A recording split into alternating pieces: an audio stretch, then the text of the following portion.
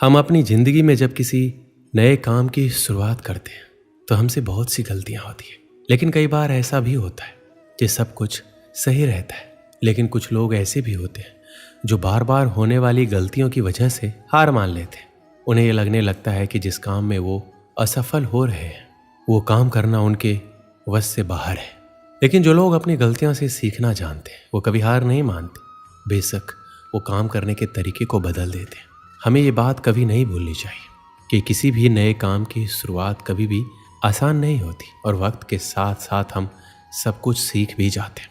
हमें अपने आप पर विश्वास होना चाहिए कि हम जो काम कर रहे हैं उसमें हमें सफलता अवश्य मिलेगी। अगर हम कुछ नया सोच सकते हैं तो बेशक हम उसे कर भी सकते हैं, लेकिन उसके लिए हमें खुद पर विश्वास होना बहुत ज़रूरी है। शुरुआत में ही हर कोई सफल नहीं हो जाता। जो लोग अपने असफलता से कुछ सीखते हैं वे ज़िंदगी में बहुत आगे तक जाते हैं, और जो लोग अपने असफलता की वजह से पीछे हट जाते हैं वो लोग कभी आगे नहीं बढ़ पाते। हमें पता होना चाहिए कि सफलता के साथ साथ असफलता भी जुड़ी होती है। जब भी असफलता हमको चारों तरफ से घेर लेती है तो उस समय हमको आगे बढ़ने के लिए मोटिवेशन की ज़रूरत होती है, क्योंकि बिना मोटिवेशन के हम परेशानियों और कठिनाइयों में उलझ कर ही रह जाते हैं और हमको कोई रास्ता नज़र नहीं आता है। श्री कृष्ण कहते हैं, यदि आप जीवन में आगे बढ़ना चाहते हैं और सफलता को हासिल करना चाहते हैं तो आपके जीवन में लक्ष्य का होना बहुत ही जरूरी है, क्योंकि बिना लक्ष्य के आप अपने समय को बर्बाद करते हैं और आप किसी भी कार्य को बेहतर ढंग से नहीं कर पाते। यदि आप अपने लिए सही लक्ष्य का निर्धारण करते हैं तो आप अपने समय का बेहतर ढंग से सदुपयोग करते हैं सफलता को प्राप्त कर सकते हैं। अगर आपने अभी तक अपने लिए कोई लक्ष्य नहीं निर्धारित किया है तो आज से ही अपने लिए एक लक्ष्य का निर्धारण करें और उस लक्ष्य को हासिल करने के लिए पूरी कोशिश करें। अगर आप अपने लिए बड़े लक्ष्य निर्धारित करते हैं तो उन लक्ष्यों को छोटे छोटे टुकड़ों के अंदर बांट लें और सबसे पहले छोटे लक्ष्य से कार्य करना शुरू करें, और कुछ समय बाद आप देखेंगे आप बड़े बड़े लक्ष्यों को भी आसानी से प्राप्त कर सकते हैं। श्री कृष्ण कहते हैं, यदि आप किसी भी काम को लेकर बहुत ही ज़्यादा चिंतित हैं तो आपके दिमाग में सिर्फ उस कार्य के बारे में ही विचार आते रहते हैं और उसकी वजह से आप सही और गलत फर्क नहीं कर पाते, जिसकी वजह से आपके लिए सही निर्णय लेना काफ़ी मुश्किल हो जाता है और आप उस समय के अंदर अपने लिए कुछ गलत निर्णय ले लेते हैं, जिसकी वजह से आप कभी भी सफलता को हासिल नहीं कर पाते। तो आपको जीवन में कभी भी किसी भी कार्य को लेकर बहुत ही ज़्यादा चिंता नहीं करनी चाहिए। आपको सिर्फ और सिर्फ अपने लक्ष्य पर फोकस करना चाहिए ताकि आप लक्ष्य प्राप्ति की ओर आसानी से अग्रसर हो सके। श्री कृष्ण कहते हैं, यदि आप जीवन के अंदर सफलता को हासिल करना चाहते हैं तो आपको एक बात हमेशा याद रखनी है, आपको हमेशा अपने दिल की सुननी चाहिए और उस कार्य को दिमाग से करना चाहिए। जबकि बहुत से लोग दिमाग की सुनते हैं और दिल से कार्य करते हैं, जिसकी वजह से उनको हमेशा परेशानियों का सामना करना पड़ता है। जब आप अपने दिल की बात सुनते हैं और किसी भी कार्य की शुरुआत करते हैं तो आप उस कार्य के अंदर अपना 100% लगा देते हैं, और यदि आप किसी कार्य के अंदर अपना 100% लगाते हैं तो आपको एक ना एक दिन सफलता जरूर मिलती है। ज़्यादातर लोग दूसरों के डर की वजह से कभी भी अपने दिल की बात नहीं सुन पाते और हमेशा ऐसे कार्य करते हैं जो उनको कभी भी खुशी नहीं देते, और ऐसे कार्य करने चाहिए जो आपको लंबे समय तक खुशी दे सके। श्री कृष्ण कहते हैं, आप सबके जीवन में बहुत सारे चुनौती होते हैं, लेकिन अगर हम अपने अंदर की शक्ति को जान लें तो हम हर मुश्किल का सामना कर सकते हैं। जीवन एक संघर्ष है जिसमें हार और जीत दोनों होते हैं, लेकिन हार से हार नहीं मानना चाहिए। हमें हमेशा संघर्ष करते रहना चाहिए, हमें खुद पर विश्वास रखना चाहिए और हमेशा अपने लक्ष्य की तरफ बढ़ते रहना चाहिए। हमें अपने सपनों के लिए काम करना चाहिए और हमेशा एक सकारात्मक सोच रखनी चाहिए। जीवन में कोई भी मुश्किल हो, हमें हमेशा सकारात्मक होकर समस्या का सामना करना चाहिए। यदि हम सकारात्मक रहते हैं तो हम हमेशा अपने लक्ष्य को पूरा कर सकते हैं। श्री कृष्ण कहते हैं, सफलता कभी भी एक दिन के अंदर नहीं मिलती है, लेकिन एक दिन आपको जरूर मिलती है। जीवन में आपको कदम कदम पर कठिनाइयों और मुश्किलों का सामना करना पड़ता है, लेकिन यदि आप मानसिक रूप से मजबूत हैं तो आप जीवन की बड़ी बड़ी कठिनाइयों का सामना बहादुरी के साथ कर सकते हैं। जीवन में यदि आपके सामने कितनी भी बड़ी मुश्किल क्यों ना आए, आपको सिर्फ एक बात याद रखनी है और आपको बोलना है कि कोई भी मुश्किल और कठिनाइयाँ और समस्या मुझसे बड़ी नहीं है। जिंदगी में हर इंसान के जीवन में एक ऐसा समय आता है जब उसको लगता है कि अब सब कुछ खत्म हो गया है, तो उस समय यदि आपके अंदर आगे बढ़ने की हिम्मत होती है तो ही आप सफलता के शिखर को छू पाते हैं। अगर आप एक छात्र हैं, असफल हो जाते हैं, तो इसका ये मतलब नहीं है कि दोबारा प्रयास ना करें। असफलता आपके लिए एक अवसर होती है।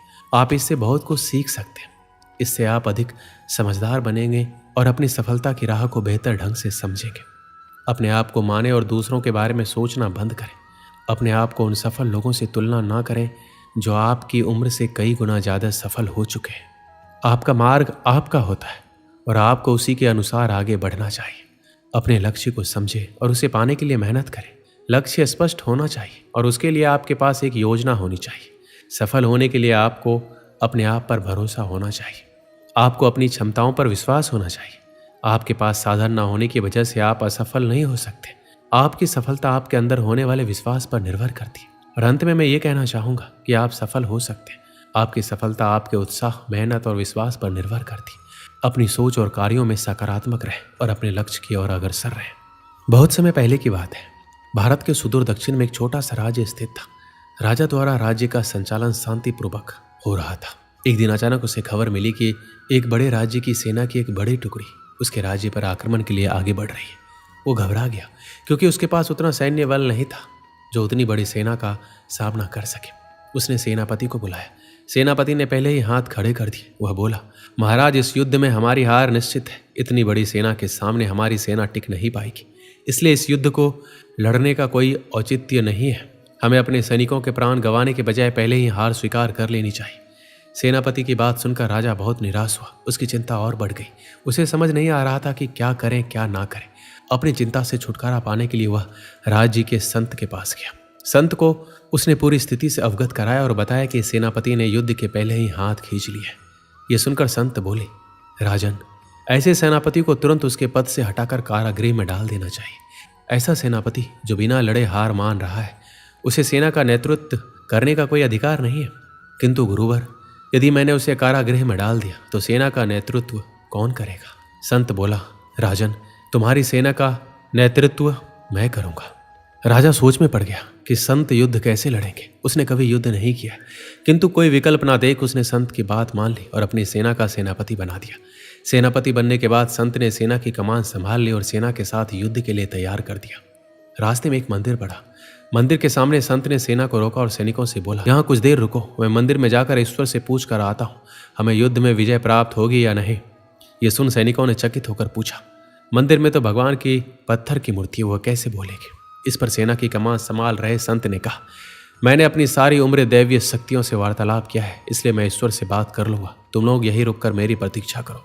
ये कहकर संत मंदिर में चले गए। कुछ देर बाद जब वापस लौटे तो सैनिकों ने पूछा, ईश्वर ने क्या कहा?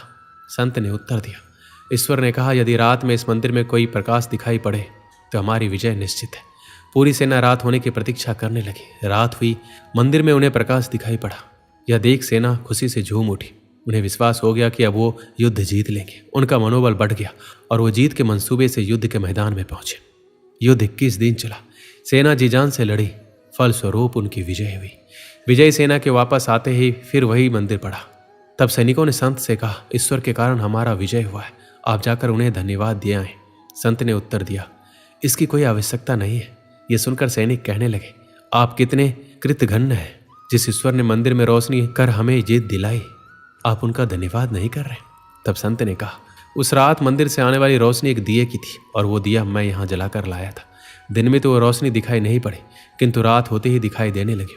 दिए की रोशनी देखकर तुम सब ने मेरी बात पर विश्वास कर लिया और युद्ध में विजय हमारी हुई।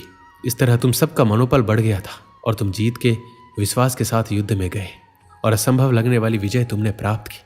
इस कहानी से हमें क्या सीख मिलती है? खुद पर विश्वास रखो और परिश्रम करते रहो। विश्वास की विजय होगी। हमारी सोच ही आगे चलकर वास्तविकता का रूप लेती है, इसलिए हमें अपनी सोच पर ध्यान देना चाहिए।